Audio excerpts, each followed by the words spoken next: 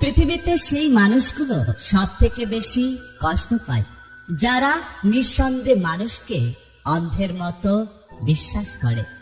যে অন্য কারো খুশি ছিনিয়ে নেয় তার সুখের মেয়াদ বেশি দিন হয় না। দূর থেকে মানুষকে অনেক সুখী মনে হলেও কাছে না যাওয়া পর্যন্ত বোঝা যায় না যে সেই মানুষটা আসলে কতটা সুখী। কাউকে ঠকিয়ে নিজেকে বুদ্ধিমান ভেবো না।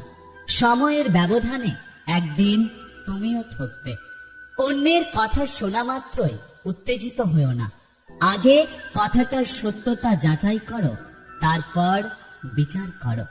জীবনে কর্ম করতে থাকো। ভাগ্যে যেটা আছে সেটা এমনি এমনি চলে আসবে, আর যেটা তোমার ভাগ্যে নেই সেটা এসেও ফিরে যাবে।